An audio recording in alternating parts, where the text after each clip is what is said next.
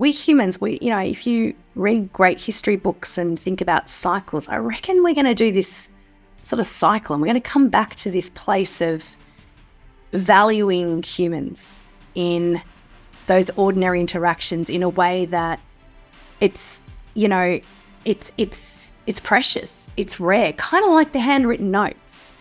And I kind of feel like there's going to be some businesses that can really leverage off that and make the humans the heroes, of their service interactions. And if you can nail that and get that right, that's exciting. I imagine a world where we are not controlled by robots, but we are controlling the robots. And I think that what it means to be a human, if we're talking purely in the workplace, is being redefined right now. How do you get 10,000 people to take a step to the left? What's behind the relentless mindset of a world champion? Why do teams of exceptional talent fail? How do you manage the pressure to perform? These are just some of the curious questions we will attempt to answer as we bring you world leaders, curious minds, exceptional talent, successful CEOs, and incredible human beings who know how to inspire great leaders and are inspiring great leaders themselves. I am Craig Johns, high performance leadership expert, international speaker, and CEO of Speakers Institute Corporate and World Sport Coach. This is the Inspiring Great Leaders podcast, where the ordinary don't belong. Welcome to the Inspiring Great Leaders podcast. Our guest today is a prominent customer service expert, founder of Service Q, and the award-winning author of Service Habits 2nd Edition, and the future of service is 5D. Now, her studies have focused on business administration and management, venue and event management, and some stuff around entrepreneurial studies as well. Our guest's career has included manager and leadership roles at Tennis Australia, Spotless, McDonald's, Delaware North Companies, where she worked at Wembley, National Stadium, Emirates Stadium, and the Australian Open. I had the privilege to introduce you to someone who is passionate about what good service means in an increasingly digital and interconnected world. She's currently learning the Greek language and is fresh back from an awe-inspiring trip to Queenstown in New Zealand.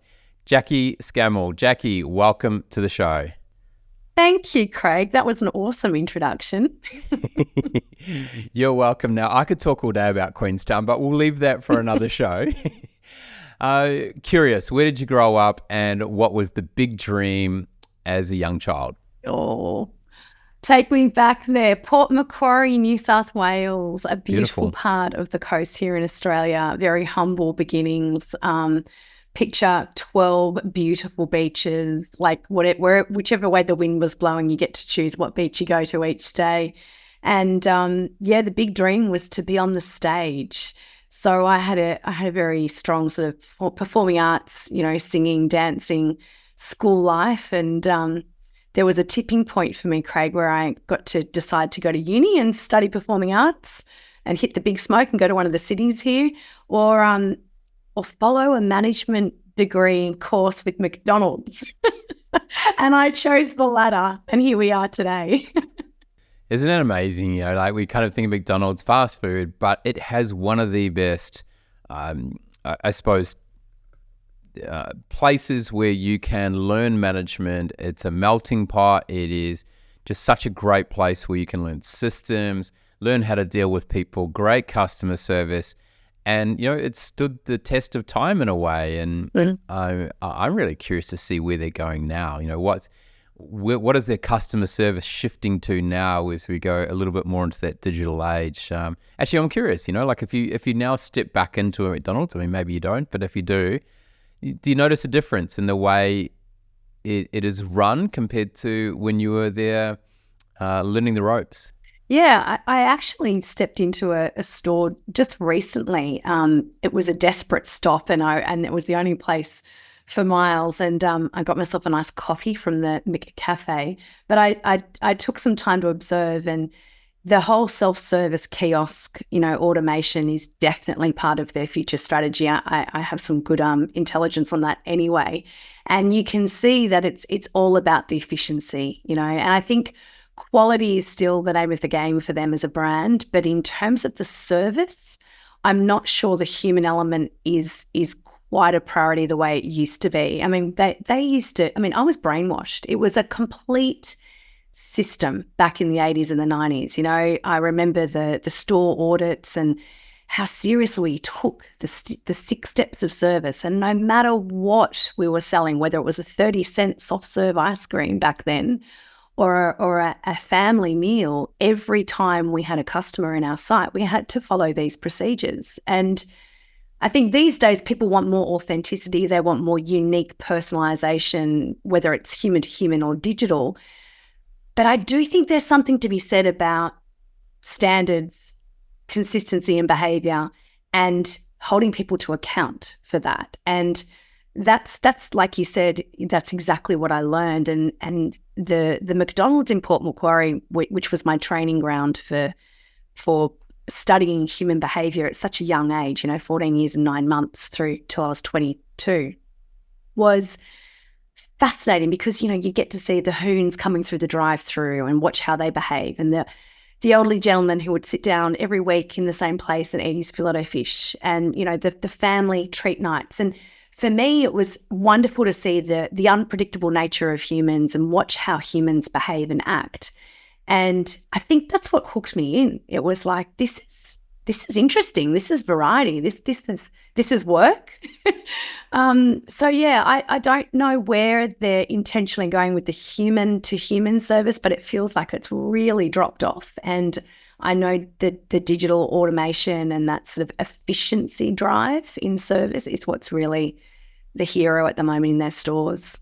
Yeah, look, I can't say I'm a regular at McDonald's, but the times I have popped in, I do like, one of the things that I notice with a lot of people when it comes to go to the digital menus, etc., is that they lose the ability to upsell well. And I think McDonald's do that pretty well in their kiosks.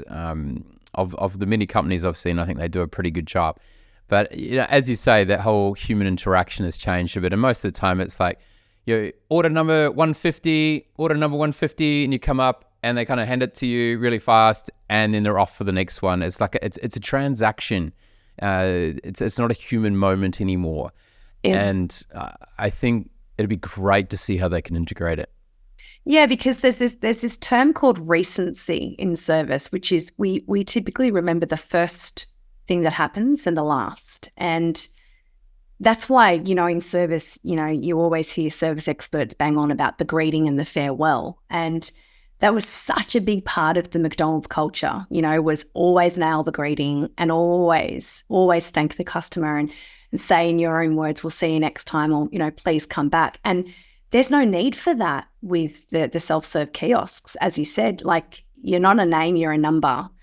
And there's no real moment to greet. And even when there is a moment, it's a number, here's your bag, and off you go. So I wonder what impact that has on brand loyalty.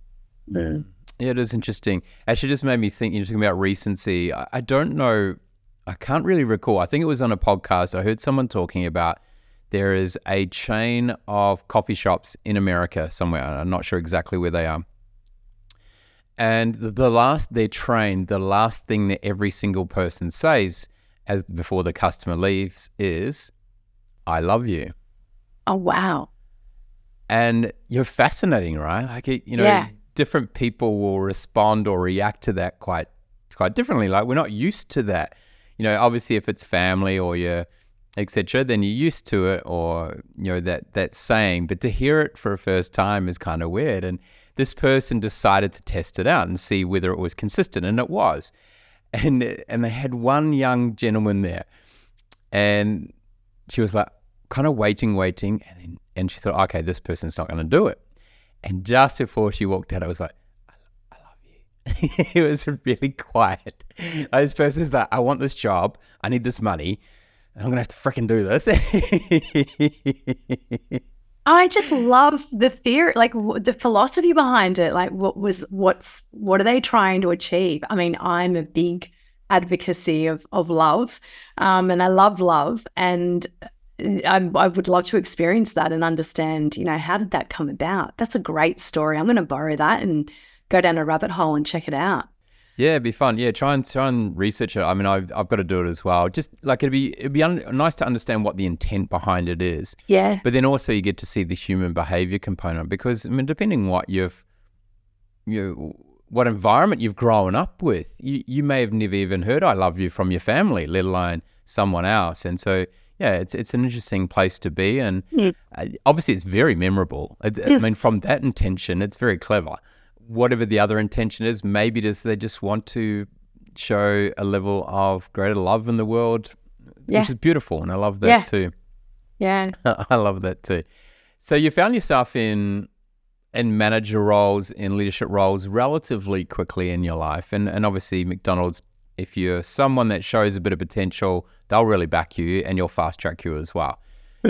Before you went in there, did you kind of notice whether you're a natural leader or follower? At school, was there any signs? And, did this kind of lead you into those roles, or did it come about just because you're a really good individual contributor? Oh, look, I'm a lover of learning and growing, and like I'm the first to, throw money, time, and energy at learning. So I think I always had the attitude and the appetite. But a little fun fact that not many people know about me is that my dad was a really big influence on my leadership style. He's a Vietnam veteran. He brought into the family home a lot of what I thought was normal back then, but I since learned as I sort of, parted ways and spread my wings and moved towns and cities that it wasn't that normal. And Dad always instilled very early on, like, primary school years, things around discipline and consistency of preparation and things like presenting and grooming yourself, the ways to hold yourself even. Like, he used to always pick up on my posture, and I just thought that's what parents did. But I think by the time I went into the workplace, I realized that I'd had quite a militant type approach to just the way to operate in the world socially, but also how to prepare myself. And I think the underlying tone for my dad was always around personal responsibility. Like, you got to get organized, you got to get prepared, you got to look the part, polish your shoes. He'd line us up on a Sunday night on a newspaper and make us, my brothers and I, polish our shoes with proper boot polish and dubbin. None of this wet paint stuff that you wipe on and it happens in a few seconds. And I remember we did this for years. And then once I hit high school, I was saying to Dad, why are we doing this? Seriously. And he said, well, because it's a way to anchor that tomorrow's a school day, and I want you to always be prepared for the day the day that's coming. Be prepared the day before the day that's coming. So I think there were some principles perhaps that were instilled early on that clearly came through in a workplace, and yeah, it's certainly by nurture. Like I said, I'm a lover of learning and have a huge appetite for growing. So once I saw what leadership did and the impact it had, and I was given some responsibility, I just wanted to eat that up and just keep grabbing onto it and being great. So yeah, it's bit of dad there, I reckon. Wonderful. Now your experiences in the workforce, obviously from a customer service point of view, are quite varied. If we look at some of them that you may have more regular customers that you get used to seeing from a customer service point of view. Others are going to be one-offs. When you're looking at your big events and your stadiums, etc., they're one-off customer service experiences. And like when you're looking at from the opposite ends of the spectrum, what changes in regards to customer service? In that ability to build the relationship and move a lot further past the transaction in a way. So you mean what's changed from then to now? No. If you looked at both, as you were going through, like you've got this, you got settings where it's just like a one-off interaction with someone versus multiple interactions that you might have with someone.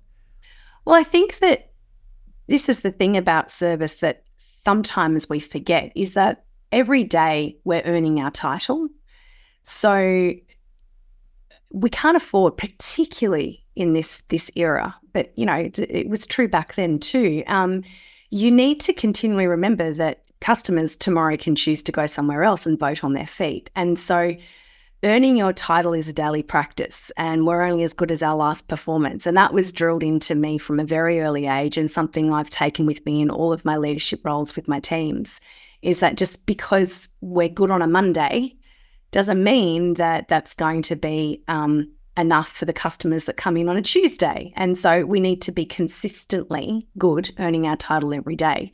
So if it's serving one-to-one and we never see that customer again, or one-to-many, and we're serving masses and these people are coming back time and time again, we have to treat each moment like it's brand new. And it's a big philosophy of mine is keeping it simple and coming back to, this is a new moment, it's a new day, and I have to perform and earn my title to serve that individual, and hope that it was good enough that they'll come back.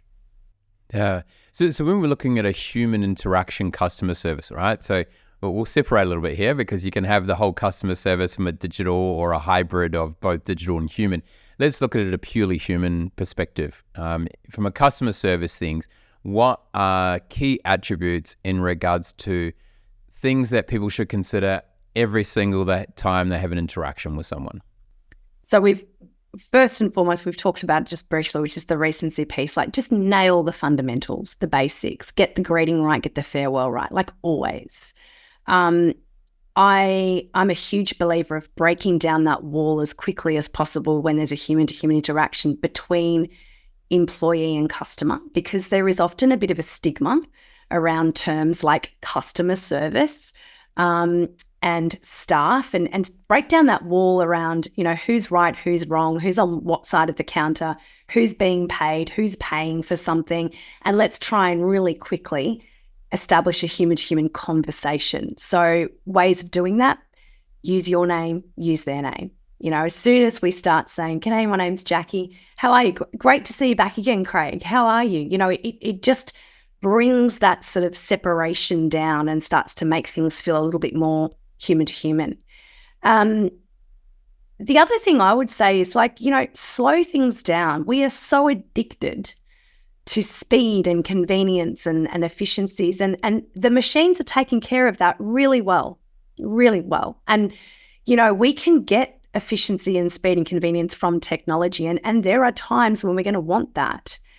But if we're going to interact with a human, and I think more so than ever where the future is heading, we expect that human being to be really good at the people stuff, like really good, different to what we're going to get from a knowledge machine or a self-serving kiosk or an app or a device. And so let us see your humanness, let us see your human qualities, those things that perhaps we learned when we were young, from people that influenced us or the world around us, good old-fashioned kindness and politeness and manners and your pleases and your thank yous.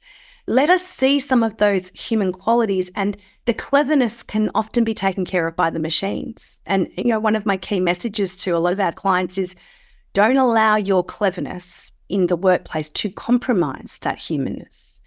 Because I think more and more now, the value of being human is exactly that. We need to feel and see your human qualities. So, I could go on about human qualities for hours, but a large part of it is, and perhaps that's what that coffee chain's trying to do in the US, is bring in a little bit of emotion that when it's delivered by another human being, it's lasting, it stays with you. And there's something in that no machine can do. Yes, there's nothing like the feeling that you get when someone just says something or does something, just makes you feel good about yourself, and you walk up there on cloud nine, right? It's a beautiful thing. So I was kind of thinking there, right? Like at McDonald's, in most cases, obviously in most cases you're behind the counter. I remember the old McDonald's where they would come out and maybe bring it to your table and greet you. That was a very, very long time ago now.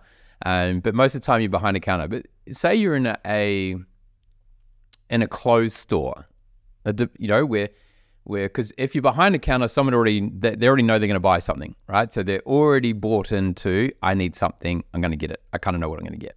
Whereas the person walking into a shop who might be window shopping for the first time, slightly different approach. And I remember the first time I did retail, I was clunky because I didn't know when I should step forward, how much time I should give, should I approach them? And even for me, when I walk into a shop, I feel uncomfortable sometimes. I'm like, do I want to see someone coming towards me? Do I want them to even speak to me?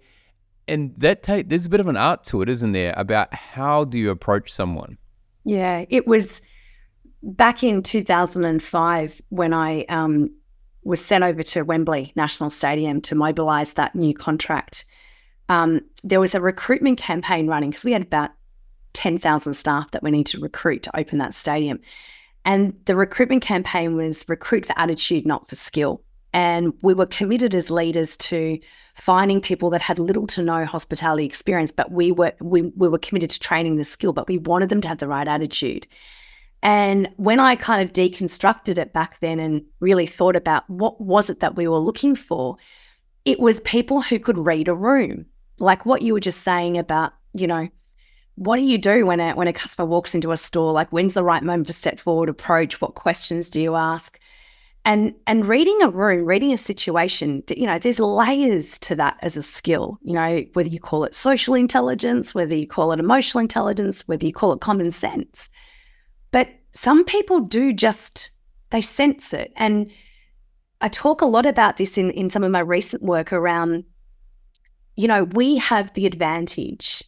Like we have a body, which is a communication tool, right? We have face gestures. We have eyes to make eye contact. We have hands and a body to master gestures and indicate things without even words. We have 5 senses. These are tools that we humans now really need to dial up and amplify and get comfortable using them as tools because they are really our advantage.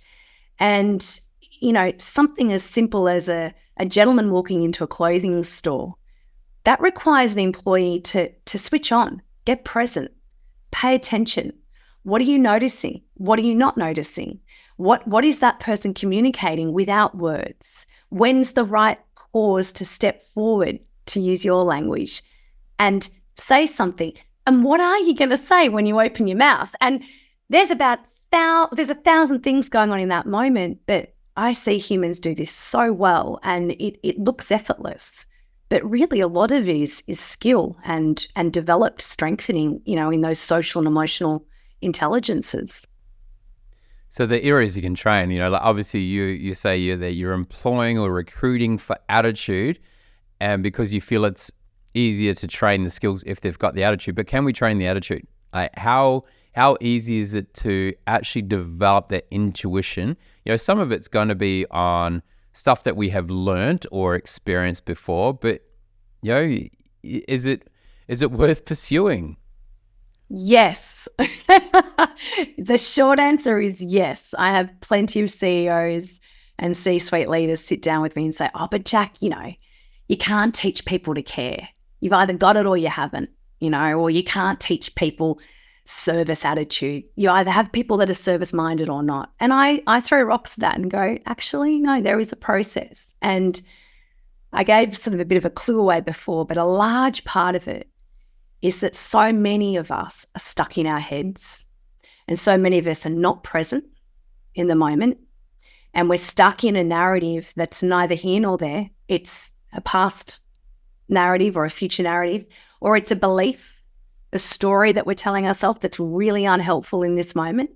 So for example, if a young man was serving in a men's clothing store, let's use that example to continue, and a customer walks in, and that young man who's in a service role has a story running through his head that he's not good with people, that's going to get in the way. It's going to get in the way of him stepping forward. It's going to get in the way of him being confident, showing the customer, I've got you. and I know my product to guide you on where you need to go. There's so many layers of things that will just leak out in that young man's communication.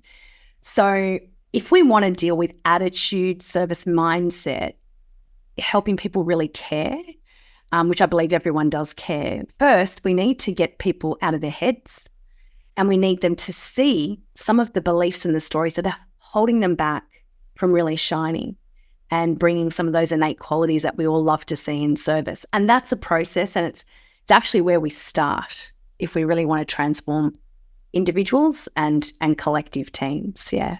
Oh, you're speaking my language. So it's not just everyone can go out there and just start speaking "I love you." It's a bit deeper than that. But I deal with speakers. As part of one of my roles I do in this work all my life is we train keynote speakers or people to improve their public speaking. And one of the first things we always talk about is it's not about you. Yeah. And why people are nervous when they get up on stage is because it's self-centeredness. All they're doing is thinking about, what am I going to say? What if I get it wrong? What if someone disagrees with me? What are people thinking of me? What's their impression right now? It's all self-centeredness, and it's getting in your way. So yes, there's the beliefs, but there's also these particular thoughts around just analyzing themselves rather than going, there's a human being in front of you. How can you help them? It's just, how can I help? It's that whole intention. How can you shift that space from being it about yourself to going, how can I help the person in front of me? What's holding them back? What would make their day? It is a game of humility. It really is. And I know one of my sort of practices with speaking, Craig, just because you brought it up, and I'm happy to share all my faults and flaws and my little tactics to help me try and be better than yesterday. And, as a speaker, I always get asked, do you get nervous, Jack? You've been doing this for a long time now. Do you ever get nervous? And I go, yeah, there's always a little moment when I get nervous. And it's the moment when the MC or the host of the event introduces me. And I've noticed this over the years, that as soon as I start hearing my name and they start setting up the next speaker, I start getting a little bit self-centered, and that shift from I'm here to serve, I'm like, oh, they're talking about me, and I can feel my heart racing in that moment. And so just as soon as the introduction's finished and just before I step up onto the stage, my mantra is, how can I serve the people in this room? Great. Just how can I serve? And that just helps reset me and just bring me back off my little ego stool. But it's such a game of humility, isn't it? And to remember, I'm here to serve. I'm here to serve these people. And that's leadership. That's leadership. Beautiful. Now, look, when we look at customer service, it's not just all about the human interaction. We've seen a huge shift over a number of years. It's not just happened overnight because of COVID, like some things have. But we've seen that shift towards people looking at efficiencies. How can we do customer service more consistent? And some people have chosen technology to focus on the consistency, rightly or wrongly, because, yep, we're going to get consistent messaging, but is it actually supporting the human beings? And to find, I always found it interesting that telecommunications companies and banks have chosen they chose fairly early to go into a digital automated zone and remove the human beings from it. And I found that quite fascinating to begin with, because I was like, well, yeah, there might be some consistency in messaging, but is it ready yet? And are we actually building that connection and that trust, that rapport that is required to ensure we have long-term relationships or connections with our client, and they're not just coming and going based on a response or just because I can get a better deal down the road. We know people stick around because they like human beings. They like how it made them feel when they had that interaction. So as we move into this space of more automation, more robots being involved, more technology being involved in customer service, what are you seeing as the key fundamentals that we need to take into consideration when we're building out a customer service strategy? I'll give a practical example, and I'll give a and more of a concept for people to think about. And so the very practical thing is I think now's the time for businesses to take a really big step back and think about those touch points in their business from a strategy perspective.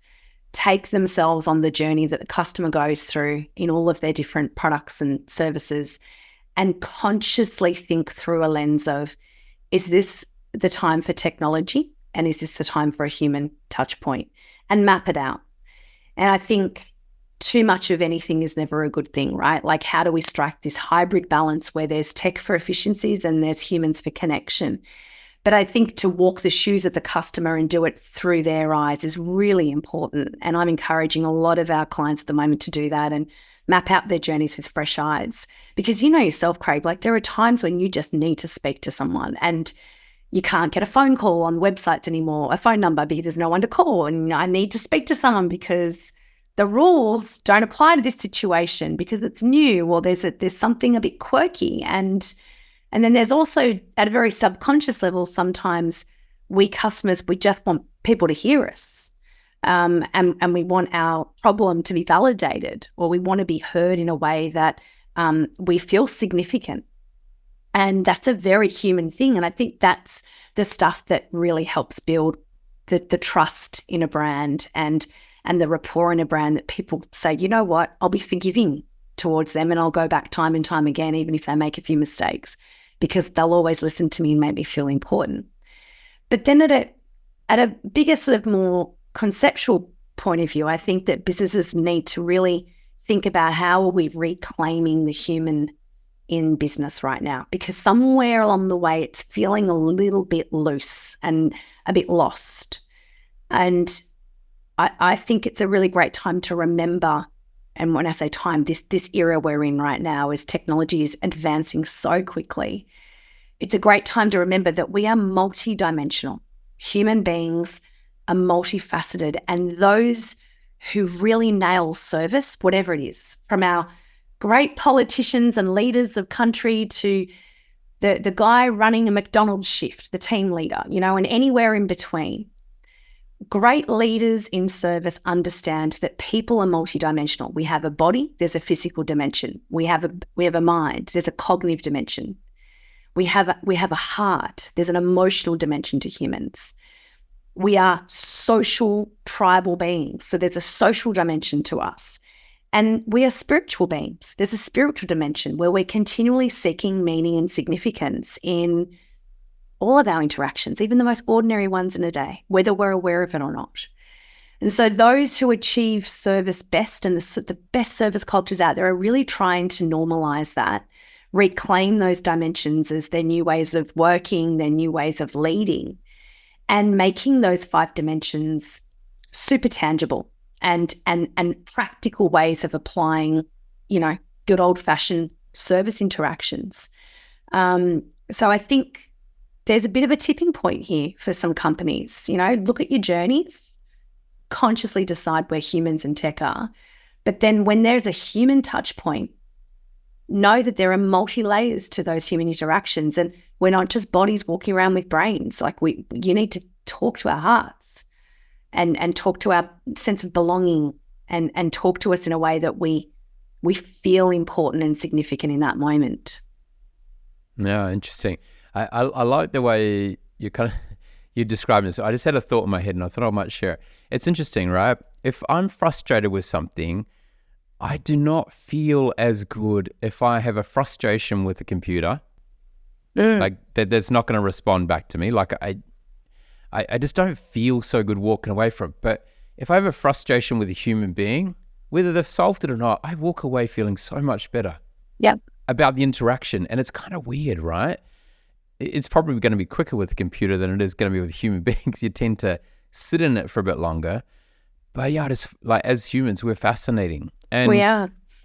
And so we've got to go beyond trying to streamline efficiency and trying to perfect everything in a way, and actually allow that human interaction to go ahead. So you've shared these kind of 5 dimensions. How do they work now as we look at this integrated customer service model going forward? It's, as you said, it's not going to be one than the other. It's going to be how do we kind of hybrid interact them together They're both the human and the digital component.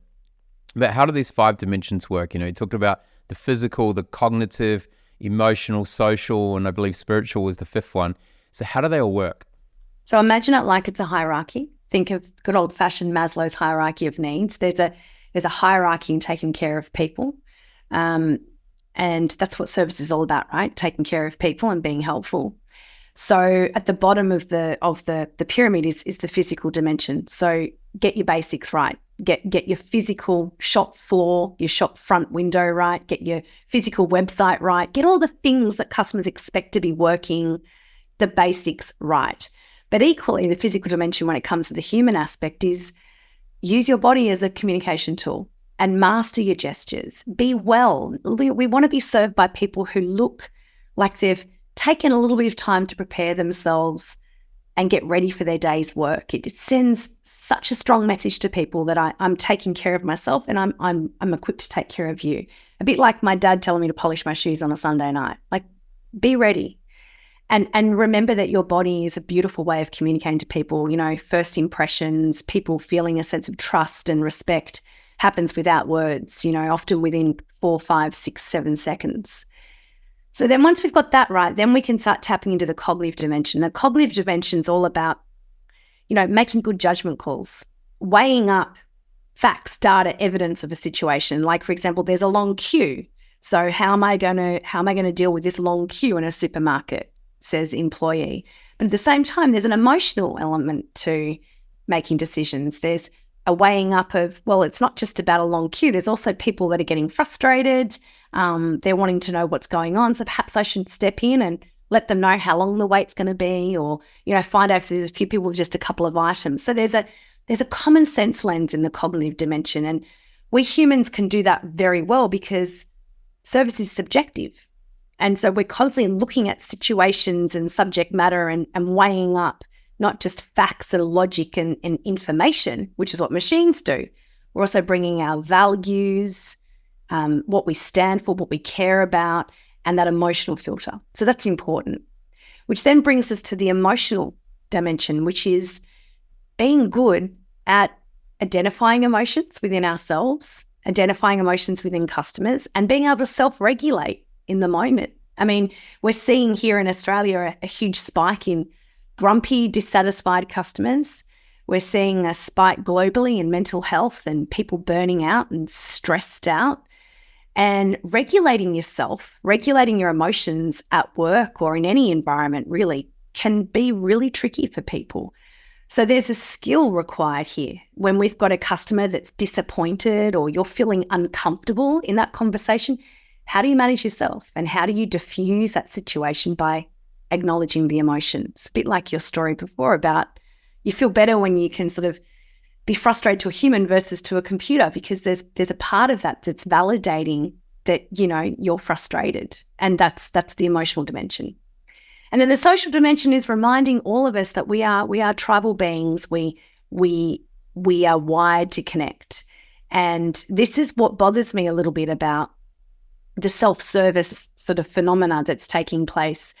My dad, he lives on his own now, and he goes to a supermarket in Port Macquarie most days just to say good day to someone and have that social interaction. And if that's not there in our society, where are some people who live alone or quite isolated get that connection? So the social dimension is about showing people that we've got a stake in each other and that, we are part of a bigger whole, and that, you matter in this moment. And I think that service is a beautiful vehicle to reinforce some of those societal norms and the fabric of society that perhaps have gotten a little bit lost in parts. And then the 5th dimension, which is the pinnacle, is to remind all of us that there's always something unexpressed by a customer that's typically quite meaningful and significant to them, and maybe not so meaningful and significant to you as the employee or the person serving them. And that's because we're meaning-making machines, right? Like, me dropping off my dry cleaning is a big deal for me at the moment, because I have to, I've got to walk a little bit further than I would normally. I'm doing some things for some other people and dropping their dry cleaning off as well. And I keep getting just asked what my mobile number is and not what my name is. And I go to this dry cleaner a few times a week at the moment because I'm helping some other people out in the neighborhood. And I just want that lady to say, hey, great to see you again, Jack, or because what my act of dropping off dry cleaning, there's a lot of meaning behind it because I'm helping some other people out. And I don't know, deep back in the unconscious, there's a story maybe that I want to share with her about what this is doing for a member of her community. So there's always meaning and significance behind something so what would appear transactional and ordinary. And those that do service best, they just take the time to tap into that unexpressed need and remember there's a fellow human being here in front of me, and maybe there's more to this story. It takes me back to when I was a little kid growing up on a farm, and like our nearest neighbor was about a mile away. Yeah.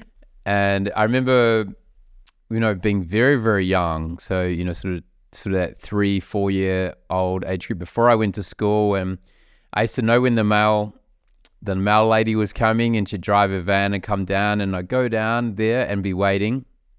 And she'd take all the time in the world just stopped on the side of the road and would chat to me as long as I kind of needed to talk with her.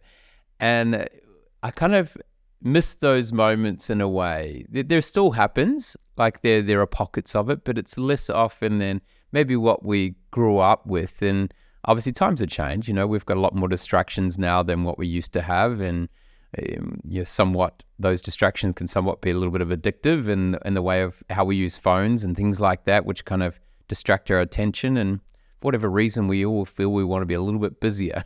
We're trying to fill our worlds with a whole lot more. For whatever reason, I'm not really sure. But that whole connection to people is so important. Now, it may be more important in certain environments of customer service than others, but it's still there. No matter who you talk to, that feeling of connection, that someone actually cares, is a major part of who we are as humans. Well, that story of your mail lady, that memory is such a beautiful memory to have. And it's a perfect example of the difference between offering a service and being willing to serve. Yeah. Both of them are generous, both of them are giving something, but willing to serve is really generous. And this is, I think, where we're lacking a little. We want people to be generous with their time. We want people to be generous with their words, to even be generous with their attention, like paying attention, undivided attention in that moment, and be generous with their human spirit. And I feel like that story of your mail lady is a beautiful example of what willing to serve looks like, because she was showing you, I've got time to stand here and chat with you. And I think a lot of people are lacking that. And I've got to say, Craig, almost any industry or sector or business that we're working with at the moment, they all acknowledge that there's places in their chain of service and their interactions where they do need to slow down and bring more of that back. It's significant. Yeah, because yes, you can speed up a process, but it might mean you get more first-time customers through. But we all know that it's the repeated customer is the one that is the high-value one. And it's harder to attract a new person than it is to it's easy to deal with someone, rather than trying to attract a new person. And so that ability to build those connections, and you have to make those decisions. And I kind of wonder sometimes when I watch the way companies interact or kind of set their standards for people, is like, okay, how hard are you working for your money? In a way, like if we just look from monetary terms, why are you putting up so many barriers to work hard to find new revenue? When if you just focused on those you already have, you'd be surprised at how much is just sitting there untapped in front of you.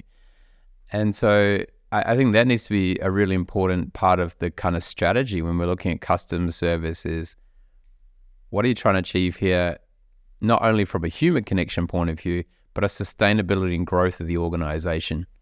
I couldn't agree with you more. And I feel like it's never been easier to really win at business and win at service, because so many businesses are doing it well. And I don't want to be a negative Nelly, but there's not enough wow. There's not enough wow out there. And it's so easy to do. It doesn't need to be expensive. Handwritten notes to your most loyal customers, some sort of gesture that showed some thoughtfulness and some consideration that just says, we're thinking of you and we deeply thank you and respect you, and I just think we've all got, and myself included, I'm constantly challenging my team. How can we wow a little bit more? And it doesn't need to be expensive, but just something that shows our clients we really thought about this. And yeah, imagine if businesses just up that just slightly a level, from where they are now. It really is, it's what separates you and makes you stand out from the crowd, from the rest. Yeah, I'll look at a great example from today. So the name has just popped out on top of my head, but someone from your team reached out a few hours ago and just kind of checked in and said, hey, and it was a very human approach around, hey, just checking in. Jackie's going to be on time. She's going to be there for the meeting. Is there anything else that you need from us beforehand? It was beautiful. It's just as simple as that. Quite often we're reactive rather than proactive in things as well. But just that simple thought. And I liked, you're talking about the handwritten notes. They're so powerful nowadays. The simplicity of it, but it's kind of an endangered species. So when we see it, we do get that wow factor, because it's like, I haven't had mail for the last 3 months apart from a bill. Where did this come from? I don't even get a birthday card anymore. But that takes effort, right? And that it's the effort that makes it a wow. It's not necessarily the card, or maybe even the words don't matter that much, but it's the fact that we at Christmas time, we sit down and we write to our top 150 clients, and I sit there with my texter and my Christmas cards, and it takes effort. It's something that you do to go above and beyond. And like you said, because it's a rarity, and it helps people remember the important stuff. And I just think, we to nurture relationships of any type, whether it's a stranger that's coming into your store for the first and last time, or to nurture a relationship that's been with you for 10, 20 years, or the most intimate relationships in your life, you've got to invest. And that can look different for many people. In regards to, from a digital sense, we're talking a lot about the human side of things here. What is the future of digital customer service? What sort of things do you think we're going to see going forward that are going to change the game? Yeah, we're seeing some things that are quite good. Nothing's perfect, and neither is a human. But where do you think it's going to go in the next sort of 10 years? I think that we're going to see more and more jobs be created that we haven't even thought of yet, to maintain and manage the speed of particularly AI. I think AI is probably the part of digital and technology that's going to change the face of service mostly, particularly as, ChatGPT is one of the fastest growing AI machines right now in the world. And I mean, it's phenomenal how quickly it's advancing and helping businesses achieve things at speed. So I think job roles are going to be shaken up. I think traditional service roles are definitely a risk of being extinct and being eradicated completely in certain industries where they've decided that efficiency and productivity is going to be more important than the human element. And that's at the discretion of every business, really, which is really the place we're in right now, is starting to think about those 3 to 5 year strategies and where people are heading. But I also think that we humans, if you read great history books and think about cycles, I reckon we're going to do this sort of cycle, and we're going to come back to this place of valuing humans in those ordinary interactions in a way that it's, you know, it's precious, it's rare, kind of like the handwritten notes. And I kind of feel like there's going to be some businesses that can really leverage off that and make the humans the heroes, you know, of their service interactions. And if you can nail that and get that right, that's exciting. I imagine a world where we are not controlled by robots, but we are controlling the robots. And I think that what it means to be a human, if we're talking purely in the workplace, is being redefined right now. And it's kind of exciting. It's a great place.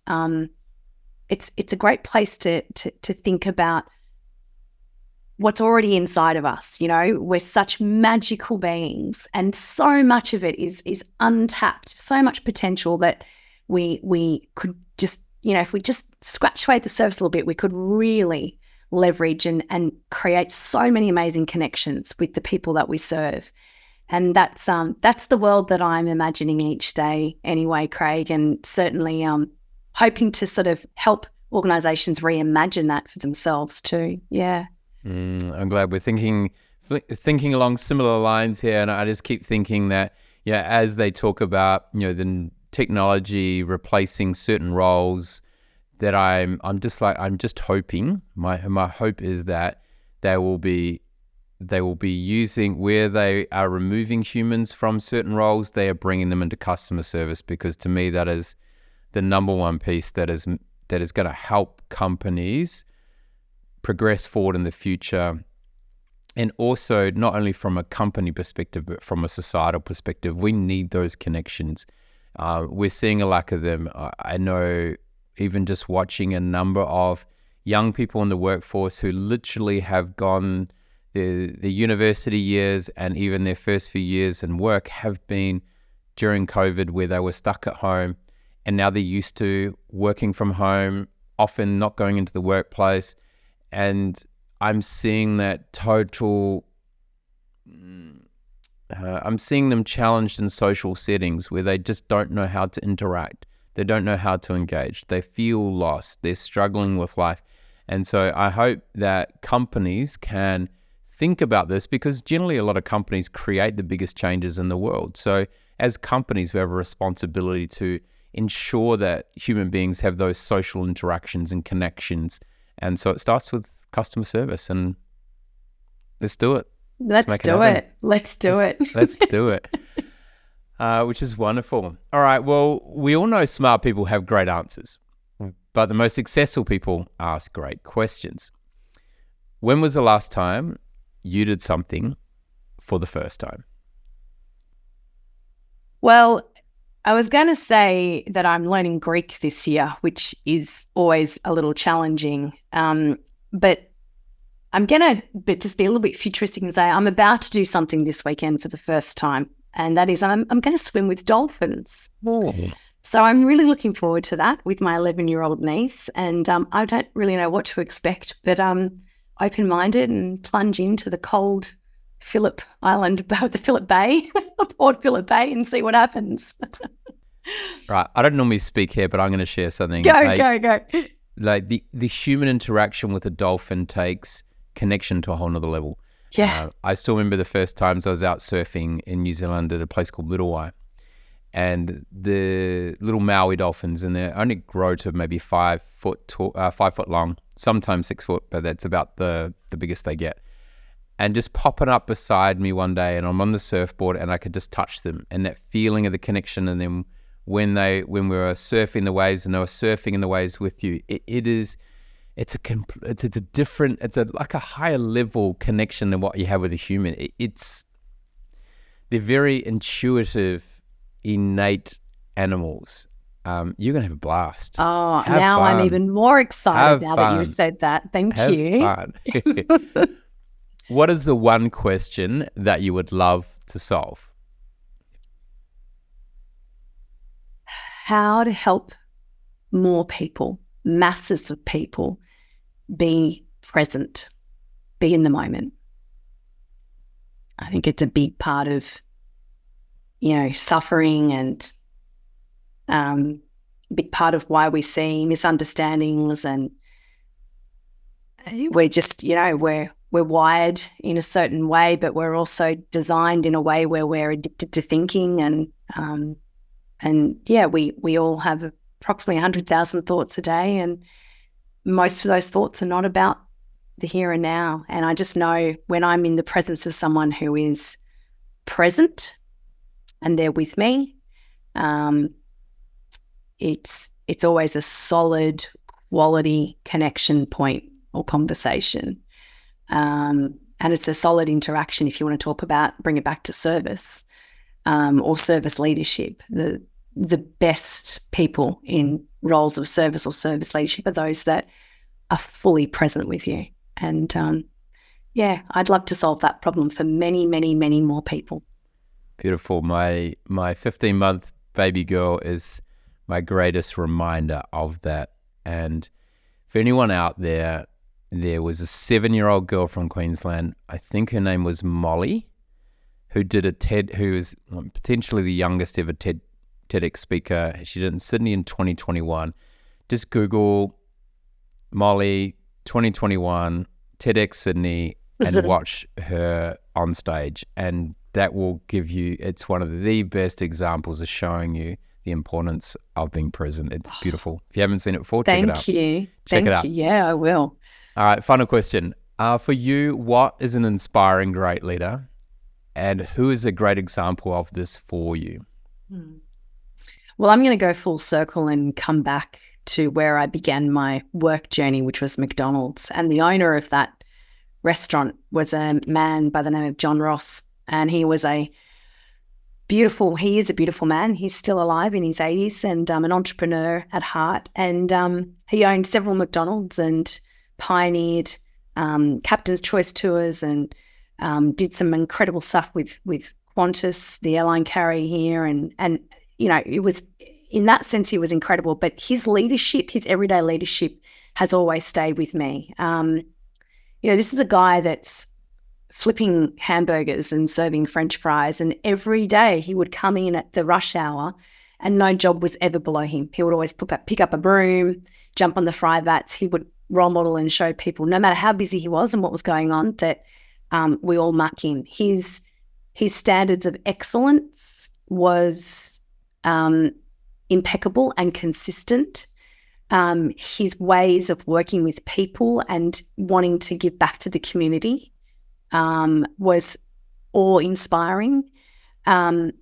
He was relentless with his dreams and vision, which I think a leader always needs to, hold on to the vision and the dream to give people hope. And he always had big dreams. And if he got knocked back, he'd just write another letter, he'd pick up the phone again, and he just kept, chipping away until things were realised. He ended up getting an Order of Australia as recognition for his work. And some of the things that we've talked about today, good old-fashioned habits. He was incredibly disciplined. He'd write handwritten letters, and the habits, that you show each day create your character. So he is someone that I continue to think about as I go on my entrepreneurial journey. And we still chat from time to time. It's wonderful, actually. He keeps a watchful eye on what I'm doing.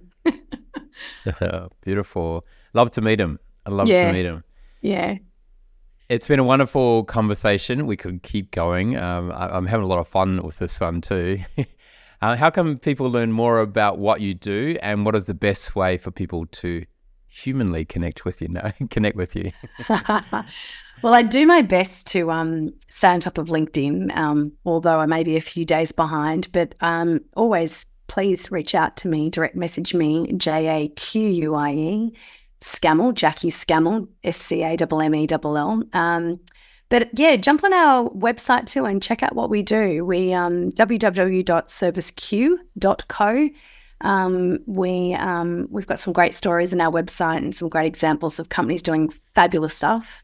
And I will always get back to someone if they drop me a note. That's one of my personal principles, is to always do what I say I'm going to do. So, if you want to have a direct message with me, then drop me a note on LinkedIn or contact us from the website, and I look forward to connecting. We'll put all those links on the show notes. Everyone can find them easily. Jaquie, it's been an absolute pleasure spending time with you today. I have thoroughly enjoyed learning of your experience with McDonald's on the early days and the lessons it taught you. Also from what you learned from your mum and your dad and the leadership and the discipline and the values and just kind of the ways of doing life that they shared with you from such an early age. And, marked in my brain as you there scrubbing away on your shoes, making sure they were nice and shiny, to breaking down customer service and really thinking about that human connection, but not from one dimension and just like having conversations. It's purely around thinking it from that 5 dimensions. And how do we look at it from the physical, the cognitive, the emotional, social, and spiritual side of things? How do we layer that on top of each other so we can get better and better at our customer service? There's plenty of data out there, plenty of research out there to show that it's much better business to continue doing work with people you already have versus trying to find new people. So let's figure out ways we can do that more effective, and let's bring back old school and let's get back to having those conversations, start building those greater connections that people desire. And you know what? You can take a leaf out of the book of that cafe in America and just say, I love you. And so, Jaquie, thank you very much for a wonderful conversation. Enjoy swimming with the dolphins this weekend, and I look forward to continuing the conversation with you soon. Thank you, Craig. Thank you so much. It's time for you to join the Inspiring Great Leaders movement by visiting craigjohns.com.au. Share this podcast on LinkedIn and be sure to hashtag Inspiring Great Leaders. We would love it if you could leave a review on Apple Podcasts or Spotify. Drop us a line with your feedback and questions and connect with us on the Craig Johns LinkedIn, Facebook and Instagram pages. Be sure to check out the next Inspiring Great Leaders podcast, where the ordinary don't belong.